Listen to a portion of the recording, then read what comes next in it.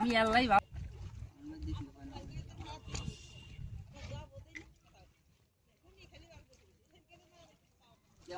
Redmi না सुनना ही साथ लो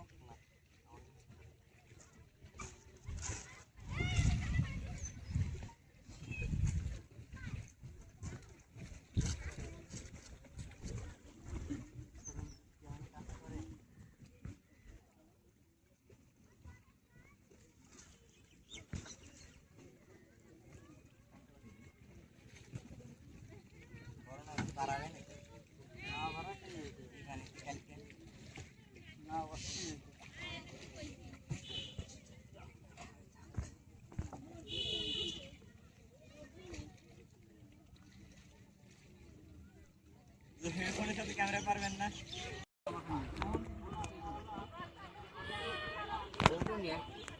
বারোটা বউ নিয়ে বেড়ায় আমরা তো বউ নিয়ে বেড়াই হ্যাঁ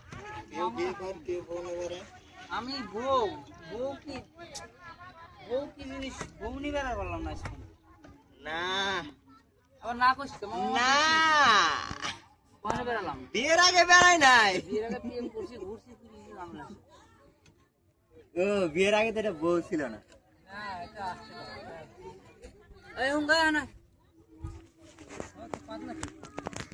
পার্টনার আসছিলি কালকে কাল আজ তো আমার টেনশন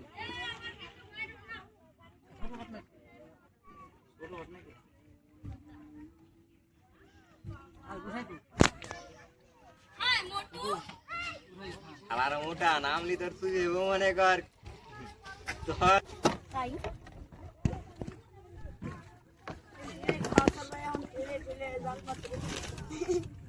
আমি আল্লাহ মোটা গেদা আমি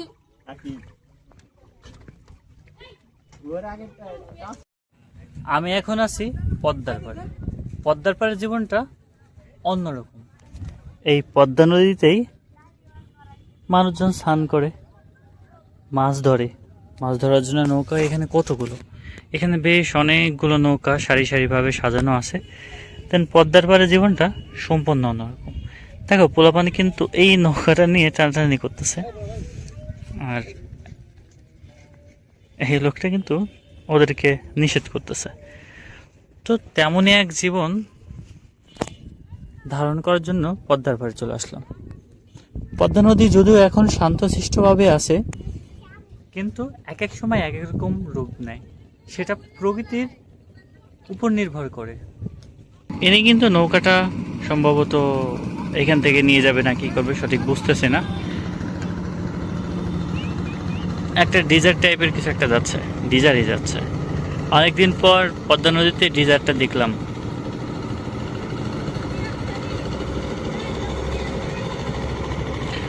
আগে যখন স্নান করতে আসতাম, যখন ডিজার যাইতো, ডিজারে আসার পরে যে ঢেউটা, ওই ঢেউটা আমরা সবাই মিলে উপভোগ করতাম। সেই সময়টা হারিয়ে গেছে, সেই সময়টা এখন নাই।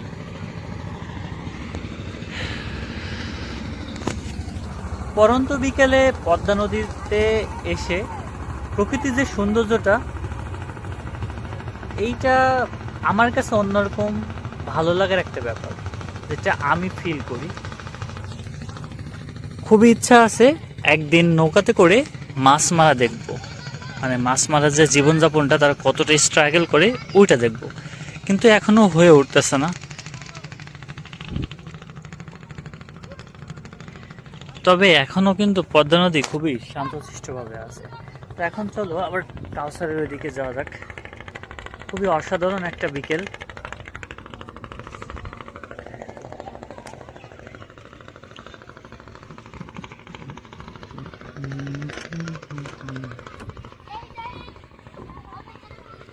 অনেকগুলো নৌকা সারি সারি ভাবে পাড়ে বাঁধা আছে।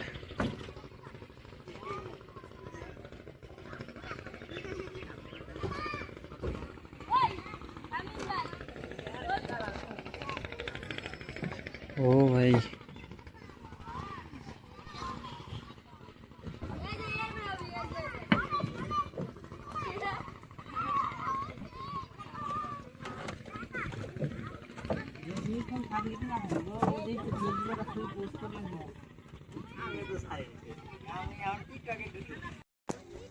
পদ্মা নদীর প্রতিকূল পরিবেশে কাউসার মাছ সরবরাহ করে।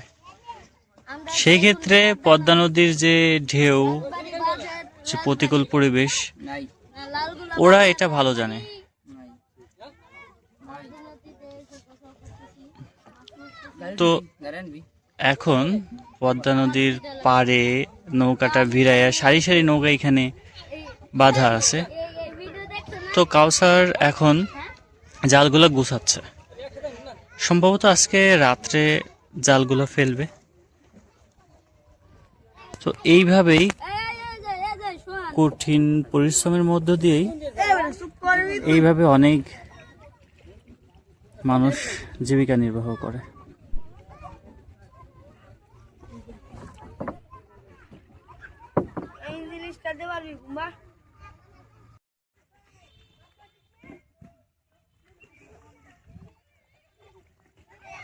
এ শামিম তাহলে ওটা কি রাসেল মামা তো না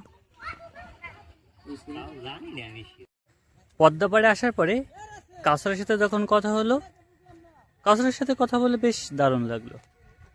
ও আমাকে বলল যে যখন মাছ মারতে যাবে, জালের মাছ যখন উঠাতে যাবে, তখন আমাকে সাথে করে নিয়ে যাবে। সেটা আমি যখন বলবো তখন আর কি বললো। ভাবতেই খুব দারুণ লাগতেছে যে ওই মাছ মারার মুহূর্তটা দেখার যে আশা আকাঙ্ক্ষা, ওটা কতই না দারুণ হবে। সেটা সময়ের ব্যাপার, দেখা যাক।